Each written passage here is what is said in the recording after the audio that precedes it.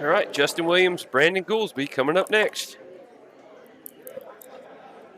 Who's ready to get back to the action here in Johnson State, Tennessee?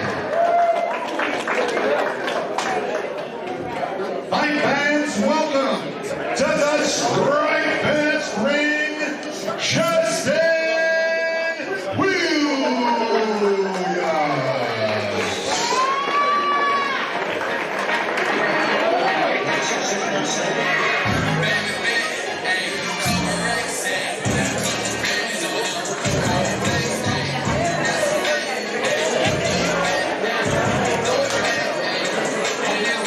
We got Justin Williams coming out.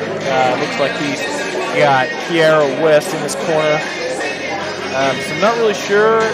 Never seen Justin Williams fight, but if he's coming out with Kiara, he's definitely going to be a tough cat. So I'm excited. All right, so talk to me real quick about the headgear. We didn't see it in the first one, but we're seeing it now. It's a good question, man. I'm really not sure. I think it really depends on maybe. Are they doing, what is this, boxing or kickboxing?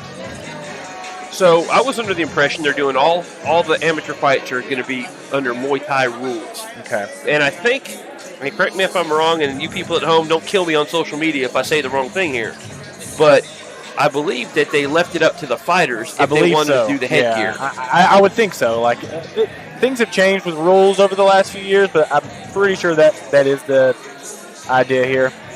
Or it might be up to a certain amount of fights or something like that. But like their amateur, like if this is their first ever fight, or yeah, maybe. I got you.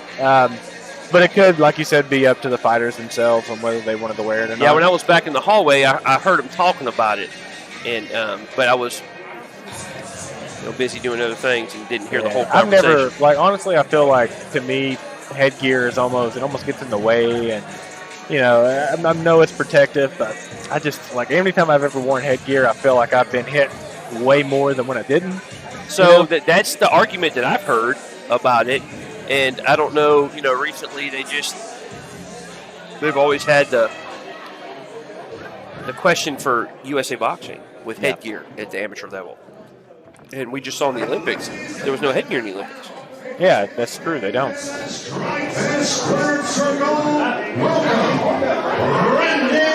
Yeah, it almost feels like there's more impact when you have the headgear on them versus when you don't. But yeah. Again, I'm no doctor, so. Well, I've got 4 fights under my belt, so I kind of can speak to wearing the headgear. And I always felt it limited my vision. Yeah, I never enjoyed it. I had a little amateur career as well. I had probably 6 or 7 fights with headgear. And then, it's just one of those things, I just never, it always gets adjusted, pushed out of your face, into your eyes. The referee's got to stop, adjust it, things like that. So I just feel like it's almost more of a hindrance than it is a help. But that's just my opinion. All right. We got Brandon Goolsby here.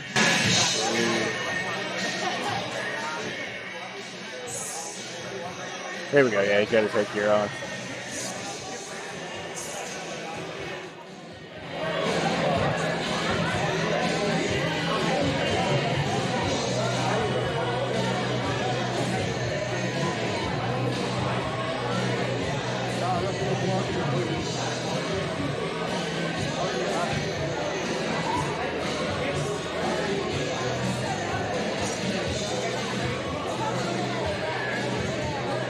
Brandon will get set up at the ring side, getting ready to go into the ring here. Coach is saying the final words to him, getting him prepped.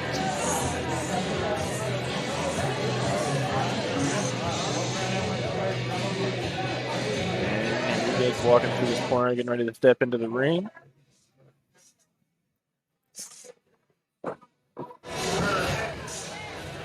Justin Williams getting hyped, jumping up and down, ready to go. And back to Walter Waite Jr. for the announcement of the 2 fighters.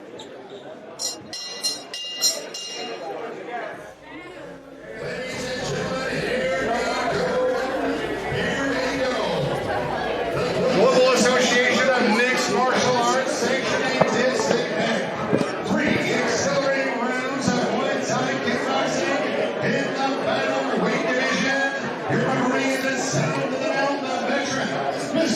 immediately. Introducing first off the right left, he fights out of the right corner.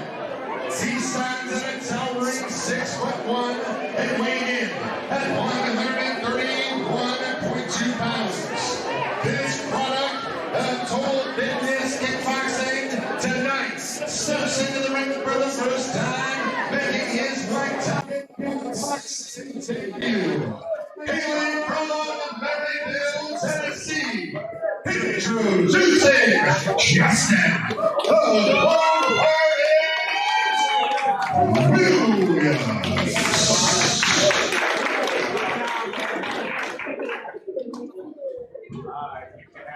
And his adversary opposite off to my right, fighting out of the red corner for Texas community, day to day as a fireman. This fireman stands at 5'11" and weighed in at 133.5 pounds. He is an independent fighter that has a record that stands at 5 wins opposite 7 defeats and 1 draw. 4 of those victories came by way of thunderous knockouts. Hailing from Gainesboro, Tennessee, here is Brendan Showtime Goolsby. We got Brandon Goolsby here with quite the bit of experience over Justin Williams with 12 fights under his belt. Justin Williams doing his first Muay Thai fight. Do you know anything about Williams? I don't. I absolutely do not. This is his first fight, I believe.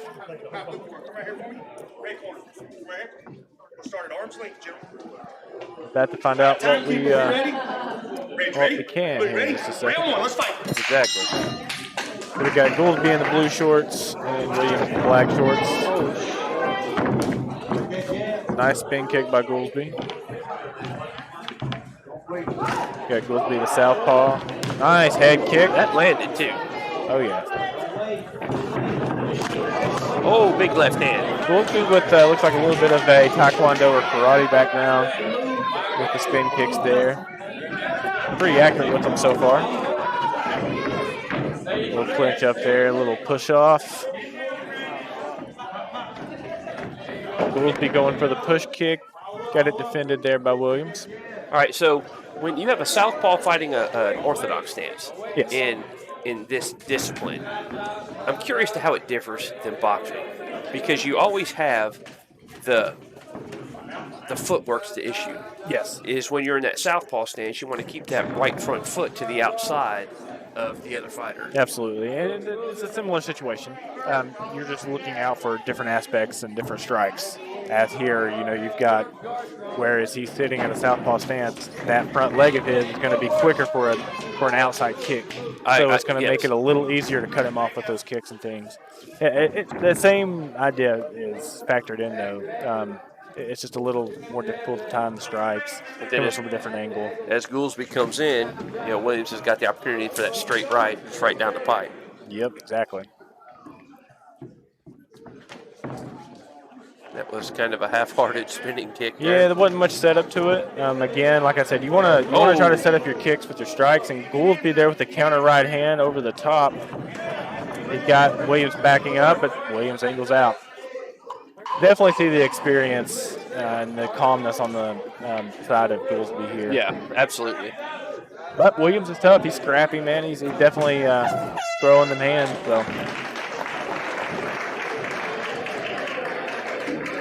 Round 1 in the books. Here we go. Set up for round 2. Now, Mr. Kiera West is working his corner there. Kiera was supposed to be on the fight this weekend, but had some issues with his opponent, unfortunately.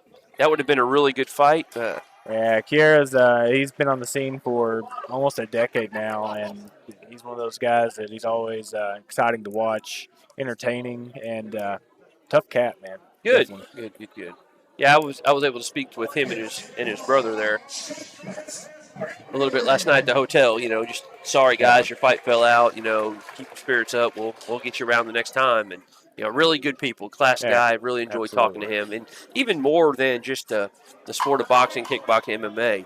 Just generally speaking, and you'll find that in this community of fighters, it's always people that come from different backgrounds, but everybody's very humble, and it's a good community to be a part of. And that's one thing I do notice in boxing and MMA is that So that's where I spoke to earlier when everybody gets to trading kicks back and forth. Like, within experience, you'll see a tit for tat. One guy wants to land a punch, and now he has to come back and try to land one back. And when you get into situations like that, when you're going kick for kick and they're not well placed, then you end up in situations like this. We'll see if we got that on the replay here. Yeah, that was a definite low blow. No. We thought we were going to get it, but yeah, it was a definite low blow there. Yeah, you could hear it. Our producer's saying no, we're not going to show that to the public. Sorry. Yeah, he said forget you guys. So while we got this little break here, watch when Williams turns his back and his right flank. Has he got a mouse? Is that just kind of his body style?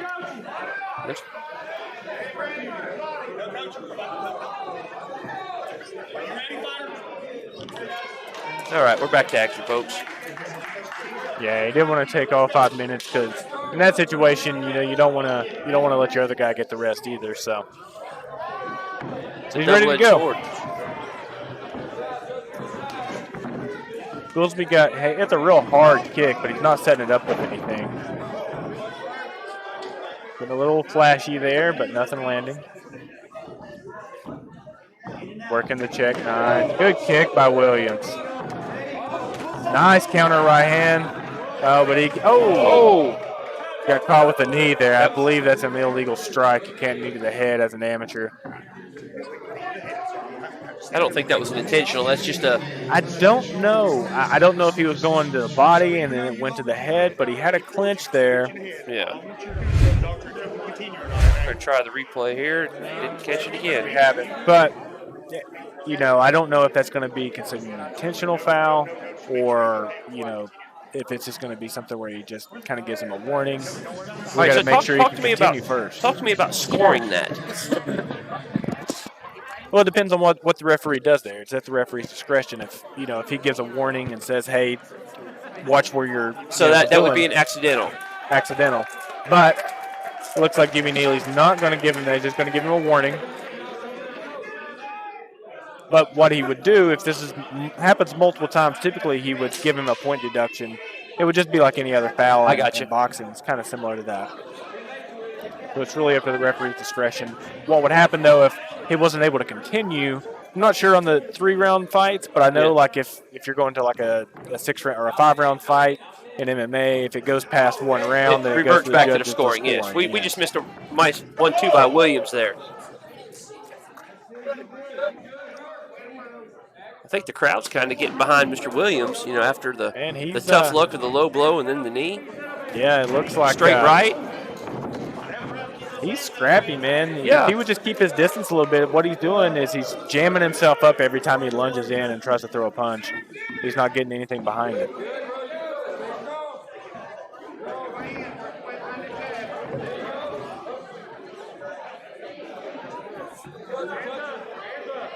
Not setting that up. He's just kind of showing his cards there, letting Goolsby see what he's doing. Yes.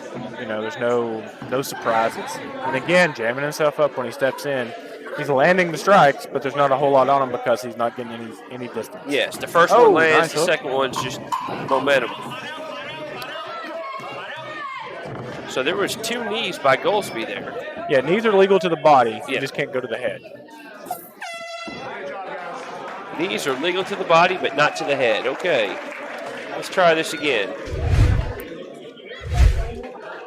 All right, we got the replay back. Stepping in on the side kick there. Superman big right punch. Hand. But there's, like you're saying, he's coming in and overextending after that, so he's doesn't have any space to throw a strike. Yeah, Similar to being on a heavy bag and just being real close to it and just pushing it. You're not getting any real work to it. You're just pushing a bag. Where if you're at the end of your punch, obviously you're getting more work behind it. Absolutely.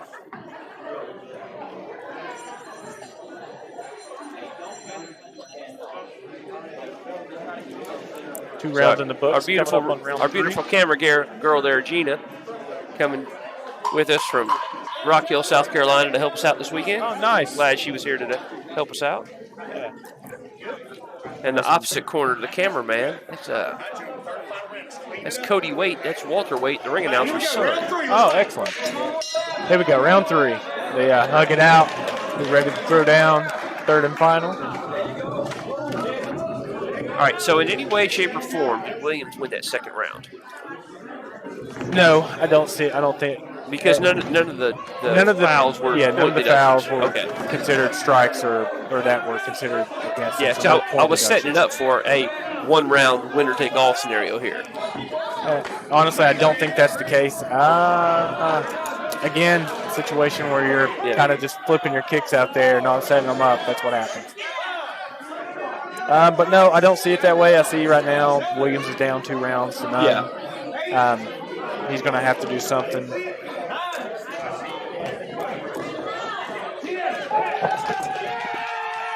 Oh, I thought that was a low blow. I guess not. It must have been. All right, let's go to the belly here. Let's go to the replay and see what happens. See if that was a low blow or was it stomach. I retract my statement.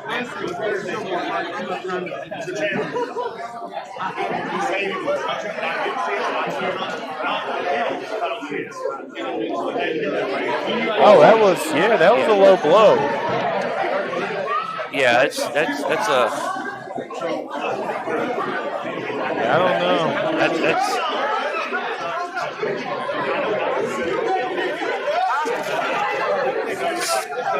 Well, ladies and gentlemen, we have If they wanted to go back to the replay here, I would say that would be a different story than a knockdown. Yeah, but we have fallible human error here. Yeah. You know, when nobody's perfect. Exactly. You know, that's what I was leading up to is, you know, we are human, we make mistakes, and it's a judgment call, and it happens so quick. And the angle that Jimmy Neely's at.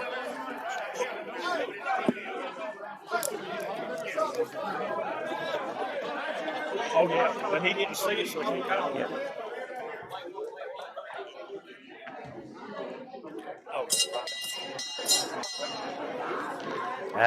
Man, it's I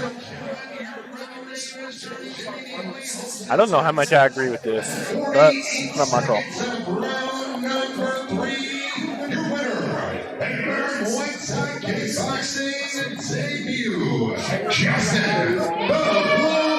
I would say they run this one back, man. Yeah, that's. I don't see how you don't.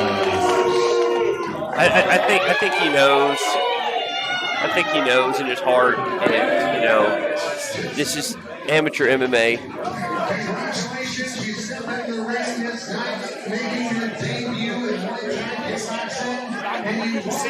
Yeah.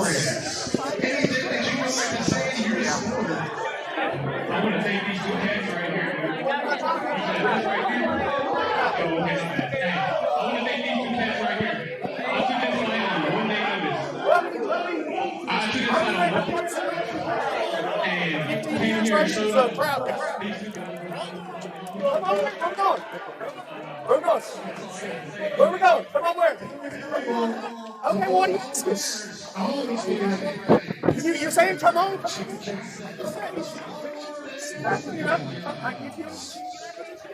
I didn't see it. Ladies and gentlemen, at this time, we are going to take our first intermission.